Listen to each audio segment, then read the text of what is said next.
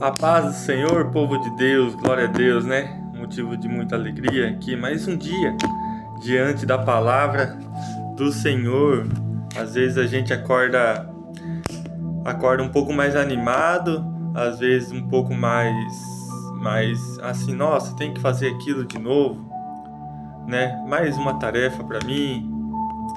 E tem dias que a gente acorda desse jeito, mas quando eu sento, paro e olho a palavra de Deus e o que Deus tem para falar para mim, meus irmãos, é tão maravilhoso de ouvir já de manhã o que Deus tem para nos ensinar, né? E falando em nos ensinar, Deus quer nos ensinar aqui em Deuteronômio, capítulo 20, as leis de guerra. Mas Maurílio, Deus tem leis de guerra? Sim, Deus tem leis de guerra. Mas quais são essas leis, né? Se vocês puderem ler lá rapidinho, eu não vou entrar muito no assunto aqui, que o foco não é esse. Mas as leis aqui é que o seguinte: Deus te deu uma casa, Deus te deu um casamento, Deus te deu uma vinha, algo para você cuidar, né? Todos os dias. Te deu uma mulher, te deu um casamento. E ele vai nos ensinar ali em Deuteronômio. Se você não a consagrou, se você não consagrou, ele te deu, mas você não entregou para ele, só aqui, pai, está aqui na sua frente a minha casa, a minha vida, a minha vinha, os meus negócios, eu te entrego a ti. Porque no capítulo 4 o Senhor vai falar assim: pois o Senhor vosso Deus é quem vai convosco a pelejar contra os vossos inimigos para os salvar. Ou seja, coloque Deus na frente. Coloque Deus na frente, porque Ele vai ser o seu escudo, né? É isso que a palavra de Deus nos ensina. Coloque Deus na vida do seu casamento. Coloque Deus naquilo que você semeia, né? Que você planta, nos seus projetos, no seu trabalho. Coloque Deus na frente. Coloque Deus no casamento seu. Só aqui, pai, está o meu casamento. Consagra o Senhor para que o Senhor possa dar forças a Ele, né? Então, consagre tudo aquilo que Deus tem te dado. Essas são as leis de guerra de Deuteronômio, capítulo 20. Então, né, sem mais delongas, vamos ler aqui Daniel, capítulo 5. O título diz: o banquete do rei Belsazar. Certa noite, o Belsazar da Babilônia deu um banquete, convidou 1000 autoridades do país e começou a beber vinho com os convidados.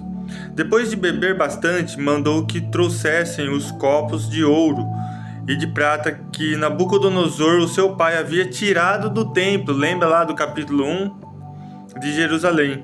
Belsazar queria os copos para que ele e os seus convidados de honra e as suas mulheres, as suas concubinas, os usassem para beber vinho. Trouxeram os copos de ouro e todos começaram a beber vinho neles e a louvar a Deus de ouro, de prata, de bronze, de ferro e de madeira e de pedra. De repente apareceu a mão de um homem e ela começou a escrever na parede branca do salão do banquete, num lugar iluminado pela luz do candelabro. Ao ver a mão, o rei não sabia o que pensar, ficou pálido de medo e começou a tremer da cabeça aos pés. Depois, gritando, ordenou que os chamassem os adivinhos, os sábios, os astrólogos. Logo que eles chegaram, Belsazar disse: aquele que ler o que está escrito na parede e me explicar o que quer dizer será vestido com roupas de púrpura. Receberá uma corrente de ouro para pôr no pescoço e será a terceira autoridade mais importante do meu reino. Todos os sábios entraram no salão, mas nenhum deles pôde ler o que estava escrito na parede, nem explicar ao rei aquilo que queria dizer. O rei se assustou ainda mais e o seu rosto ficou mais pálido ainda. e nenhuma das altas autoridades sabia o que fazer. Então a rainha mãe, que tinha ouvido os gritos do rei e dos seus convidados de honra, entrou no salão e disse ao rei: "Que o rei viva para sempre! Não se assuste nem fique pálido assim, pois aqui no seu reino há um homem que tem um espírito dos santos deuses. Quando Nabucodonosor, seu pai, era rei, esse homem provou que era ajuizado, inteligente e sábio, tão sábio como os deuses. O rei Nabucodonosor pôs esse homem como chefe dos sábios, adivinhos, feiticeiros e astrólogos. Pois Daniel, esse homem, a quem o rei deu o nome de Beltesazar, pensa com muita clareza. Ele é sábio e inteligente e pode interpretar o sonho, explicar as coisas misteriosas e resolver assuntos difíceis. Portanto, chame Daniel e ele explicará o que está escrito na parede." Levaram Daniel até a presença do rei, e este perguntou: "Você é o mesmo Daniel, um dos judeus que o meu pai, o rei Nabucodonosor, trouxe de Judá como prisioneiro? Já me disseram que o espírito dos deuses está em você, e que você pensa com muita clareza e muita inteligência e sábio. Há pouco estiveram aqui os sábios, os astrólogos, e que eu mandei chamar para que lessem as palavras que estão escritas na parede e me explicassem o que elas querem dizer. Porém, eles não puderam dar-lhe nenhuma explicação. Mas alguém me disse que você pode explicar mistérios e resolver assuntos difíceis. Portanto, se você puder ler o que está escrito e me explicar o que quer dizer, você será vestido com roupas de púrpura. Receberá uma corrente de ouro para pôr no pescoço, e será a terceira autoridade mais importante do meu reino." Daniel respondeu: "O Senhor pode ficar com os seus pertences, ou então dá-los a outra pessoa. Mesmo assim, eu vou ler as palavras que estão escritas na parede e vou explicar ao Senhor o que elas querem dizer." O rei, o Deus Altíssimo, deu o reino ao seu pai, o reino Nabucodonosor, e lhe deu também poder, glória e majestade. O poder que Deus lhe deu era tão grande que todos os povos do mundo tremiam de medo na presença dele.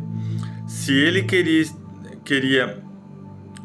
queria, matava uma pessoa, ou se queria, deixava que vivesse. Ele levava uns aí rebaixava outros.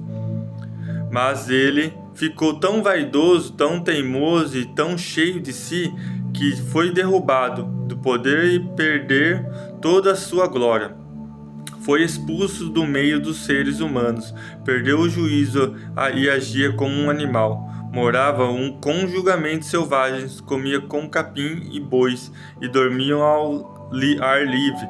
Ficava molhado pelo sereno. Isso durou até que ele reconheceu que Deus Altíssimo dominava todos os reinos do mundo e colocava como rei quem ele quer. O Senhor, ó rei Beltesazar, filho de Nabucodonosor, sabia de tudo isso, mas mesmo assim não tem sido humilde. Pelo contrário, o Senhor desafiou o rei do céu e mandou trazer os copos que foram tirados do templo dele. E a fim de que o Senhor e os seus convidados de honra, e as suas mulheres e as suas concubinas bebessem vinho neles. Além disso, o Senhor deu louvores a deuses de prata, de ouro, de bronze, de ferro, de madeira e de pedra, que não veem, não ouvem e não sabem nada. Mas o Senhor não deu glória a Deus, aquele que tem poder de matar ou de deixar viver, e que decide tudo o que aconteceu com o Senhor. É por isso que ele mandou essa mão escrever na parede estas palavras: Mene, Mene, Tekel e Parsim. Agora, explicação: Mene quer dizer que Deus contou o número dos dias do reino do Senhor e resolveu terminá-lo. Tekel quer dizer que o Senhor foi pesado na balança e pesou muito pouco. Pérez quer dizer que o seu reino será dividido e entregue aos medos e aos persas. Ao rei Belsazar mandou que vestissem Daniel com roupas de púrpura, pusessem uma corrente de ouro no pescoço e anunciassem que dali em diante ele seria a terceira autoridade mais importante do rei da Babilônia. Naquela mesma noite, Belsazar, o rei da Babilônia, foi morto, e Dário, o rei do país de Média, que tinha 62 anos de idade, começou a reinar no seu lugar. Então, vamos dar uma explicação rapidamente aqui do capítulo 5 de Daniel. Sabemos que aqui então o rei Nabucodonosor tinha um filho chamado Belsazar, que reinava em outro lugar ali. E no capítulo 1 vai falar que Nabucodonosor ele tinha pegado alguns pertences do templo de Jerusalém, e Belsazar ele fez uma festa ali e pediu para pegar esses pertences, trazer para a festa, entregar para alguns convidados ali, que eram copos de ouros, E ele dá uma explicação aqui também, que ele soube que seu pai ficou 7 anos vagueando por aí, comendo capim, comendo coisas que não era bom. E ele não foi humilde para puxar o pai de volta, Vai falar no versículo 28, você sabia de tudo isso, mas mesmo assim não tem sido humilde. Ou seja, ele sabia das condições do pai dele ali, só que ele não foi humilde em chamar quem ele era para amar, que era o próprio pai, o rei Nabucodonosor. E ele pegou esses pertences ali do templo de Jerusalém, O pai dele pegou e ele levou para essa festa ali e começou a adorar outros deuses, de prata, de ouro, de bronze, com esses pertences. E praticamente você tá debochando de Deus ali, porque é coisas de Deus, é consagrado a ele, e você tá adorando outros deuses com coisa dele, E ali alguém vai escrever Mené, Tekel em persa numa parede que ele estava ali naquela festa. E que Mené quer dizer que Deus contou o número dos dias do reinado do Senhor, ou seja, de Belsazar. E Tekel quer dizer que foi pesado na balança e o peso foi muito pouco. Acredito que seja o reino ou ele mesmo, que foi pesado na balança de Deus e pesou muito pouco, não passou, Praticamente Deus está dando um julgamento a ele aqui. E Pérez quer dizer que o seu reino será dividido, Ele vai acontecer alguma coisa e que o reino dele vai ser dividido. E que no final fala que naquela mesma noite Belsazar, o rei da Babilônia, foi morto. Alguma coisa aconteceu, ou por alguém, não sei, só sei que as coisas não acontecem por acaso, E ele foi morto no mesmo dia. Ou seja, o que podemos pegar isso para nossas vidas? Lembra quando eu falei em Deuteronômio que tudo que você tem, tudo que você planta, o seu casamento, a sua casa, a sua família, você tem que consagrar a Deus, você tem que levar a Ele, porque se você leva essas coisas para Deus, é só Ele quem pode tirar, é só Ele, não existe outra pessoa que possa tirar aquilo.